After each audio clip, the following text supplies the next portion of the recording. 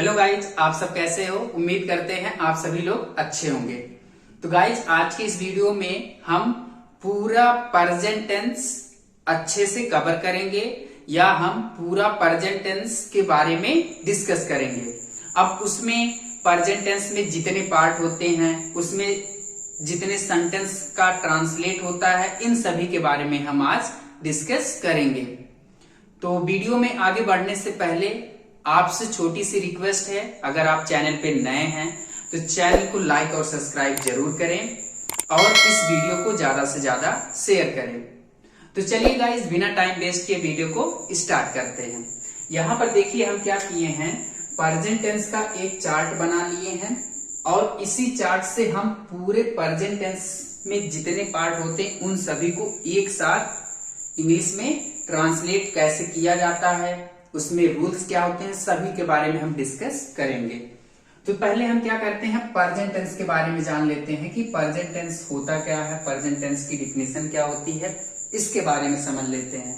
देखो, present tense को हिंदी में कहते हैं वर्तमान काल और इसकी डिफिनेशन क्या होती है, ऐसा काम जो प्रेजेंट समय में किया जाता है उसे प्रेजेंट टेंस कहते हैं। और इंग्लिश में डिफिनेशन क्या हो जाएगी, an action which is done at present time. तो आपको डिफिनेशन समझ में आ गई होगी। और प्रेजेंट टेंस के कितने पार्ट होते हैं, 4 पार्ट होते हैं। पहला आपका प्रेजेंट इंडेफिनिट, दूसरा प्रेजेंट कंटीन्यूअस, तीसरा प्रेजेंट परफेक्ट टेंस और चौथा आपका प्रेजेंट परफेक्ट कंटीन्यूअस टेंस। तो देखिए यहाँ पर हम सेंटेंस लिख लिए हैं और सेंटेंस में जैसे आपका हो गया affirmative, negative, interrogative, interrogative plus negative, कि यहाँ पर हम 4 सेंटेंस लिखे हैं। यहाँ पर आपका देखो पहला कॉलम है जो प्रेजेंट इंडेफिनिट, और प्रेजेंट इंडेफिनिट में हम क्या किए हैं, ये सेंटेंस लिख लिए हैं एक अफर्मेटिव में, और यहाँ पर देखिए आपका ये निगेटिव में है। ऐसे हम क्या किए हैं, आपका जितने पार्ट होते हैं और उसमें एक ही सेंटेंस लिखे हैं कि जिससे आपको अच्छे तरीके से समझ में आ जाए। तो चलो हम क्या करते हैं, इसको ट्रांसलेट करते हैं। यहाँ पर देखिए हम क्या किए हैं, रूल लिखे हैं और इसको हमको ट्रांसलेट करना है। तो ये देखिए आपका प्रेजेंट इंडेफिनिट टेंस है और प्रेजेंट इंडेफिनिट टेंस में आपका अफर्मेटिव सेंटेंस है। क्लियर है। ये जितना इस कॉलम में, ध्यान से समझना, इस कॉलम में आपका पूरा अफर्मेटिव सेंटेंस है और इस कॉलम में पूरा निगेटिव सेंटेंस है और इस कॉलम में पूरा इंट्रोगेटिव है और इस कॉलम में इंट्रोगेटिव प्लस निगेटिव है। ऐसे आपको समझना है। और ऐसे ही आपका देखिए कॉलम फर्स्ट है प्रेजेंट इंडेफिनिट, जो आपका प्रेजेंट टेंस का पहला पार्ट है। ये पूरा प्रेजेंट इंडेफिनिट का 4 सेंटेंस है। अगर एक पार्ट आप अच्छे से समझ लेते हो तो और सभी पार्ट को समझने में बहुत ही इजी हो जाएगा। तो देखो, केवल आप एक अच्छे से समझ लो। देखो ये आपका कौन सा सेंटेंस है, अफर्मेटिव सेंटेंस है। तो अब इसमें प्रेजेंट इंडेफिनिट की पहचान क्या होती है, कैसे हम सेंटेंस पहचानते हैं, जिस वाक्य के अंत में ता है, ती है, ते है, ता हूं इत्यादि शब्द आते हैं उसे हम प्रेजेंट इंडेफिनिट टेंस कहते हैं। और पहचान में आपको पता होगा क्या है, ता है, ती है, ते है। ये कहाँ मिलते हैं, वाक्य के अंत में। देखो वाक्य के अंत में क्या है, ता हूं, ये आपको पहचान बताया। और ये आपका कौन सा सेंटेंस है, अफर्मेटिव है। चलो हम इस रूल के अकॉर्डिंग इसको ट्रांसलेट करते हैं। ठीक, रूल में देखो पहले क्या है, सब्जेक्ट, और सब्जेक्ट इसमें क्या है हिंदी वाक्य में, मैं, और मैं की इंग्लिश क्या होती है, आई। ठीक, अब हमको क्या करना है, वर्ब की फर्स्ट फॉर्म लगाना। तो इसमें वर्ब क्या है, खेलना, तो खेलना की इंग्लिश क्या होती है, प्ले। क्लियर। अब इसके बाद देखो आपको रूल में है यस या यस। अब इसमें हमको वर्ब में लगाना है यस या यस। तो देखो यस या यस यहाँ पर लगेगा कि नहीं लगेगा। ये जो आपका सब्जेक्ट है, अगर सब्जेक्ट सिंगुलर होगा वहां पर वर्ब की फर्स्ट फॉर्म में यस या यस का यूज करते हैं। अगर सब्जेक्ट प्लूरल है तो वर्ब में यस या यस का यूज नहीं करते हैं। तो इसके बाद देखो ऑब्जेक्ट है नहीं, ये आपका ट्रांसलेट हो गया, जिसकी वजह से इसमें यस या यस नहीं लगेगा क्योंकि ये आपका सब्जेक्ट क्या है, प्लूरल है। क्लियर है। इसके बाद देखो अफर्मेटिव में हम निगेटिव सेंटेंस का बात करते हैं। ठीक है, तो ये देखो आपको पहचान बता दिया और इसमें देखो नहीं आया, ये हो गया आपका निगेटिव सेंटेंस। अब देखो हम क्या किए हैं, पहले से निगेटिव सेंटेंस लिख लिए हैं। अब इसको हमको क्या करना है, इसी रूल पे ट्रांसलेट करना है। तो देखो रूल में पहले क्या है, सब्जेक्ट, और सब्जेक्ट की हिंदी में देखो सब्जेक्ट क्या है, आई। ठीक, ये आपका आई हो गया। अब आपको हेल्पिंग वर्ब लगाना है, डू और डज। अब देखो डू का यूज कहाँ करते हैं और डज का यूज कहाँ करते हैं। डू का यूज प्लूरल सब्जेक्ट के साथ करते हैं और डज का यूज सिंगुलर सब्जेक्ट के साथ करते हैं। यहाँ पर देखो आई क्या है, प्लूरल है, इसके साथ हम क्या करेंगे, हेल्पिंग वर्ब, इसमें से कोई एक लगाएंगे तो क्या हो जाएगा, यहाँ पर आपका डू हो गया। क्लियर। इसके बाद देखो नहीं है तो इसके बाद देखो रूल में हेल्पिंग वर्ब के बाद नॉट है तो हम क्या करेंगे, नॉट लिखेंगे। अब इसके बाद वर्ब क्या है, प्ले, तो हम क्या करेंगे, वर्ब की फर्स्ट फॉर्म लिखेंगे। ठीक है। याद रहे जब भी आपको निगेटिव इंट्रोगेटिव और इंट्रोगेटिव प्लस निगेटिव मिलेगा, इसमें आप कभी भी वर्ब में यस या यस का यूज नहीं करेंगे। ठीक है। केवल हम अफर्मेटिव सेंटेंस में ही प्रेजेंट इंडेफिनिट के केस में यस या यस का यूज करते हैं और बाकी सेंटेंस में यस या यस का यूज नहीं करते हैं। अब देखिए प्रेजेंट इंडेफिनिट में आपका इंट्रोगेटिव सेंटेंस कैसे मिलता है, क्या है, क्या मैं खेलता हूं। अब इसको हमको क्या करना है, ट्रांसलेट करना है। तो यहाँ पर देखिए हम क्या किए हैं, रूल लिख लिए हैं। जैसे हम इंट्रोगेटिव सेंटेंस का ट्रांसलेट करेंगे तो यहाँ पर देखो आपको पहले मिला क्या, तो याद रहे कभी भी आप क्या की इंग्लिश नहीं लिखोगे अगर ये सेंटेंस के पहले आया है, तो इसके स्थान पे हम क्या करेंगे, हेल्पिंग वर्ब यूज करेंगे। तो यहाँ पर आपको रूल में दिख भी रहा होगा, पहले हम क्या यूज करेंगे, हेल्पिंग वर्ब। तो अब देखो क्या के स्थान पे हमको डू या डज का यूज करना है, इसकी इंग्लिश नहीं लिखना है। तो हम कैसे यूज करेंगे, यहाँ पर देखेंगे इस सब्जेक्ट, तो रूल में देखो हेल्पिंग वर्ब के बाद सब्जेक्ट है, तो सब्जेक्ट आपका हिंदी वाक्य में क्या है, मैं, तो मैं की इंग्लिश क्या होती है, आई। क्लियर। अब देखो आई प्लूरल है तो प्लूरल के साथ हम क्या करेंगे, डू का यूज करेंगे। अब वर्ब क्या है, फर्स्ट फॉर्म लगाएंगे प्ले, और ऑब्जेक्ट है नहीं, लास्ट में क्वेश्चन मार्क। यहां तक समझ में आ गया होगा। इसके बाद आपका देखो इंट्रोगेटिव प्लस निगेटिव है, इसको कैसे पहचानते हैं, यहाँ पर देखो ये क्या है और इसमें देखो नहीं आया, तो इसी से हम पहचानते हैं कौन सा सेंटेंस है, प्रेजेंट इंडेफिनिट में इंट्रोगेटिव प्लस निगेटिव है। अब हम क्या किए हैं, रूल लिख लिए हैं। ठीक। अब यहाँ पर देखो वाक्य के पहले ही क्या आया है, तो रूल में भी हेल्पिंग वर्ब पहले है, तो हम यहाँ वाट नहीं लिखेंगे, हम क्या लिखेंगे, हेल्पिंग वर्ब यूज करेंगे। तो यहाँ पर हेल्पिंग वर्ब क्या हो जाएगा, सब्जेक्ट तो आई है, तो आई के साथ क्या हो जाएगा, क्योंकि प्लूरल है, डू। ठीक। इसके बाद आपका सब्जेक्ट आई और इसके बाद हम क्या करेंगे, नॉट का यूज करेंगे। इसके बाद वर्ब क्या है, फर्स्ट फॉर्म खेलना, खेलना की इंग्लिश प्ले। तो आपको अफर्मेटिव समझ में आ गया होगा।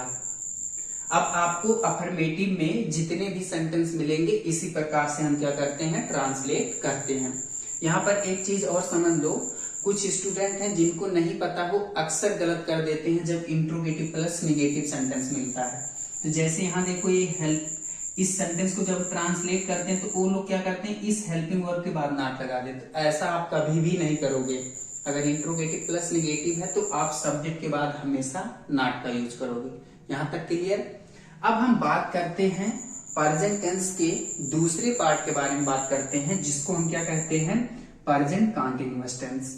अब देखो इसकी पहचान क्या होती है, जिस वाक्य के अंत में रहा है, रही है, रहे हैं इत्यादि शब्द आते हैं उसी को हम क्या कहते हैं, प्रेजेंट कंटीन्यूअस टेंस। और इसकी पहचान यही होती है जिस वाक्य के अंत में रहा है, रही है। तो अब देखो यहाँ पर जितना सेंटेंस है लास्ट में रहा है, रहा हूं, रहा हूं, रहा हूं, मतलब ये जैसा सेंटेंस रहेगा उसके ऊपर डिपेंड करेगा कि यहाँ पर रहा हूं आता है कि रहे कि रही हूं। ठीक, जैसा सेंटेंस रहेगा उसी के अनुसार। तो यहाँ पर देखो जब हम प्रेजेंट कंटीन्यूअस में अफर्मेटिव सेंटेंस हमको मिलता है, मैं खेल रहा हूं, ये आपका सेंटेंस है। अब देखो ये आपका रूल हो गया, ये अफर्मेटिव में रूल हो गया। अब इसी रूल के अकॉर्डिंग इसको ट्रांसलेट करना है। तो इसको ट्रांसलेट करने से पहले कुछ और समझ लो। जब भी आपको कहीं पर भी कंटीन्यूअस टेंस के केस में किसी भी पार्ट में कंटीन्यूअस मिलता है तो वहां पर हमेशा वर्ब की फोर्थ फॉर्म का यूज करेंगे। ये क्लियर है। और इज एंड आर का यूज कहाँ करते हैं, इज का यूज सिंगुलर सब्जेक्ट के साथ होता है, आर का यूज प्लूरल सब्जेक्ट के साथ होता है। जो आपका एम है, एम का यूज केवल आई के साथ यूज होता है। क्लियर। तो यहाँ पर देखो सब्जेक्ट क्या है, आई, और आई के साथ हेल्पिंग वर्ब, इसमें से कोई एक लगाएंगे, हम क्या लगाएंगे, एम। क्लियर।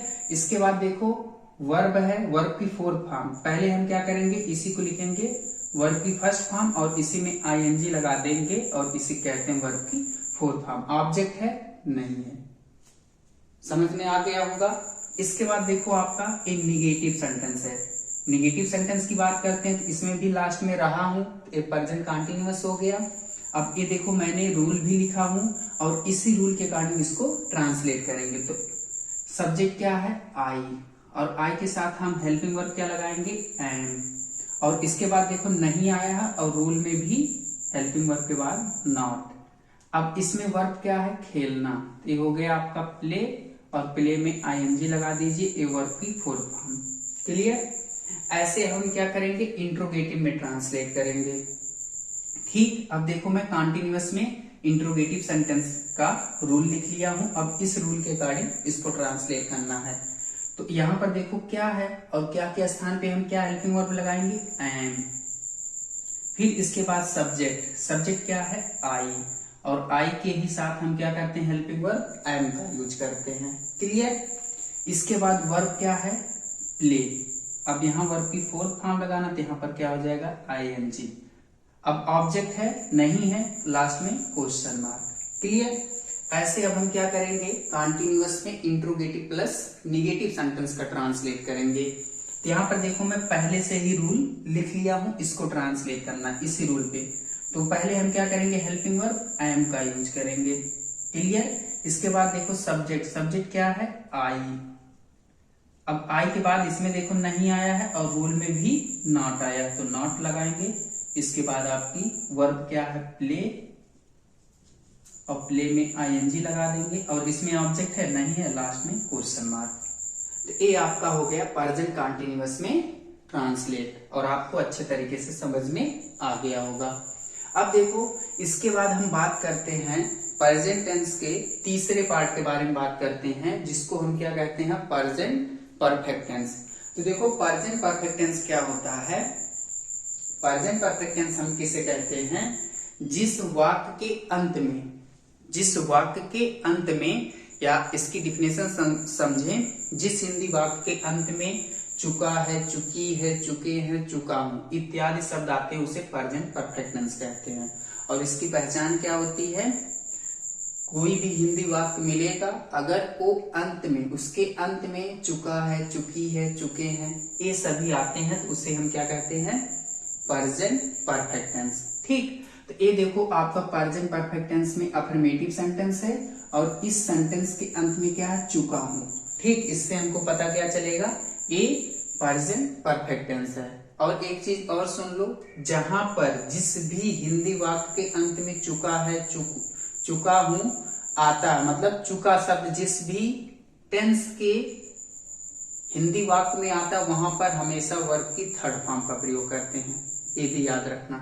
यहाँ पर देखो हम क्या किए हैं, अफर्मेटिव सेंटेंस का रूल लिख लिए हैं। अब इसी रूल के अकॉर्डिंग इसको हमको ट्रांसलेट करना है। तो सब्जेक्ट क्या है, आई। अब देखो हमको हैज या हैव हेल्पिंग वर्ब यूज करना है। अब यहाँ पर प्रॉब्लम होगी कि हैज का यूज कहाँ करते हैं और हैव का यूज कहाँ करते हैं।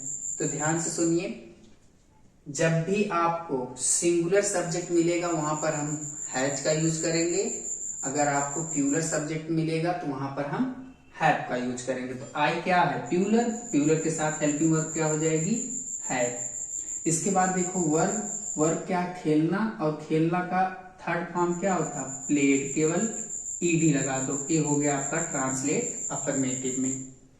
ऐसे हम क्या करेंगे, निगेटिव में ट्रांसलेट करेंगे प्रेजेंट परफेक्ट टेंस को। तो यहाँ पर देखो मैंने क्या किया, रूल लिख लिया हूं और पहले से एक सेंटेंस लिखा हूं। तो यहाँ देखो नहीं आ गया और लास्ट में चुका हूं, ये हो गया आपका प्रेजेंट परफेक्ट टेंस और निगेटिव सेंटेंस। तो रूल भी लिखे हैं, तो रूल के अकॉर्डिंग इसको ट्रांसलेट कर लेते हैं। तो रूल में पहले क्या आया, सब्जेक्ट। अब आई प्लूरल है, इसके बाद हम हैव लगाएंगे, हैव के बाद देखो रूल में नॉट है क्योंकि ये निगेटिव सेंटेंस है। अब क्या करेंगे, वर्ब की थर्ड फॉर्म, तो वर्ब का थर्ड फॉर्म क्या हो जाएगा, प्ले, और प्ले में हम क्या करेंगे, ईडी लगा देंगे। ऑब्जेक्ट है नहीं तो नहीं लिखेंगे। ठीक। इसके बाद आपका देखो इंट्रोगेटिव है। इंट्रोगेटिव सेंटेंस में हम क्या करते हैं, ये भी आपका प्रेजेंट परफेक्ट टेंस है, तो इसका रूल भी पहले से लिख लिए हैं। अब इसी रूल पे इसको ट्रांसलेट करते हैं।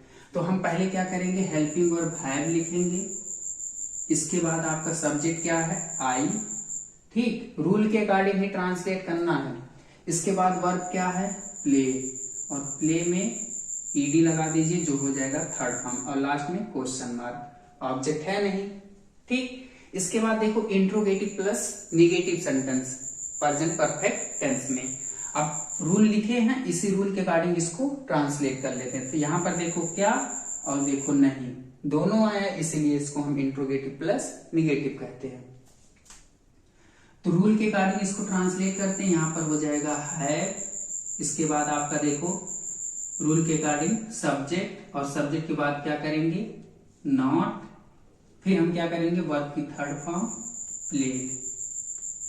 ये आपका हो गया ट्रांसलेट इंट्रोगेटिव प्लस निगेटिव में। अब हम इसके बाद बात करते हैं जो आपका प्रेजेंट टेंस का लास्ट पार्ट है, क्या है, प्रेजेंट परफेक्ट कंटीन्यूअस टेंस। अभी मैं आपको जब कंटीन्यूअस बता रहा था तो उसमें हम आपको बताए थे कि जिस भी टेंस के केस में कंटीन्यूअस आ जाता है तो वहां पर वर्ब की कौन सी फॉर्म होगी, फोर्थ फॉर्म होगी। तो इसमें भी वर्ब की कौन सी फॉर्म यूज करेंगे, फोर्थ फॉर्म यूज करेंगे।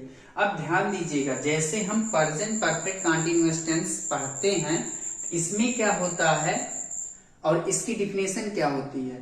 जब भी आपको डिफिनेशन बताना रहेगा तो कैसे आप बताओगे, जिस हिंदी वाक्य के अंत में रहा है, रही है, रहे हैं और साथ में समय भी दिया गया हो, अगर इसमें आप टाइम का यूज नहीं करोगे तो ये आपका डिफिनेशन गलत हो जाएगी। तो आपको डिफिनेशन में टाइम को लगाना कंपलसरी है, तभी जाके इस केस में होगा, अदरवाइज सेंटेंस आपका जितना भी बनाएंगे सब गलत हो जाएगी और प्लस में डिफिनेशन भी गलत हो जाएगी।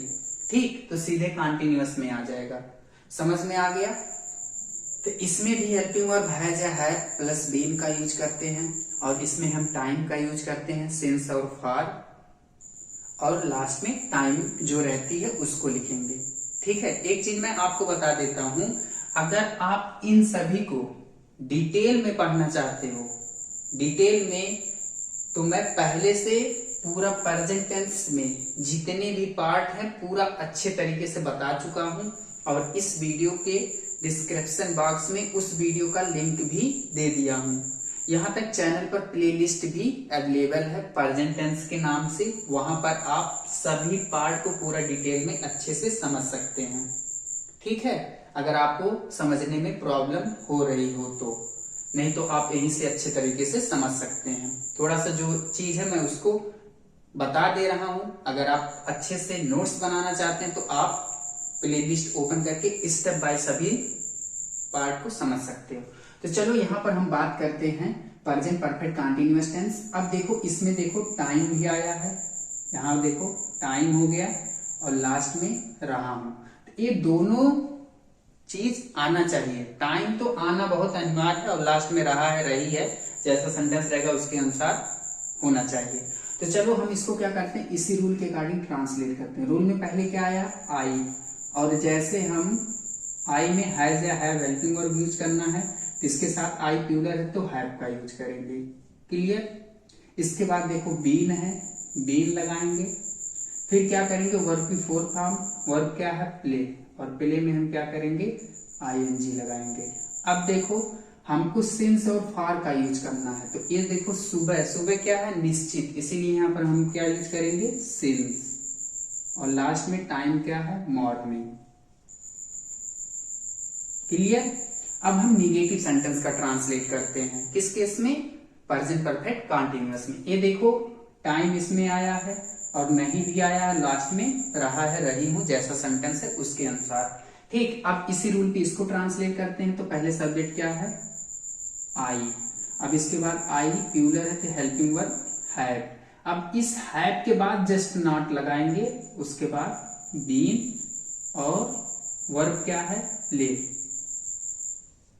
और प्ले में आईएनजी, ये वर्ब की फोर्थ फॉर्म, और लास्ट में क्या करेंगे, सिंस मॉर्निंग। क्लियर, ये आपका निगेटिव हो गया। ऐसे सेम इंट्रोगेटिव में बनाएंगे, तो रूल के अकॉर्डिंग हम क्या करते हैं, इसको ट्रांसलेट करते हैं। पहले क्या करेंगे, हेल्पिंग वर्ब लगाएंगे, क्या, हैव, इसके बाद आपका सब्जेक्ट क्या है, आई।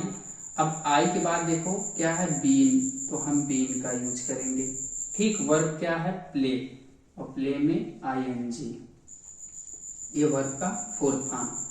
इसके बाद ऑब्जेक्ट है नहीं तो ऑब्जेक्ट लिखेंगे नहीं, सिंस और फार, तो यहां पर क्या हो जाएगा, सिंस।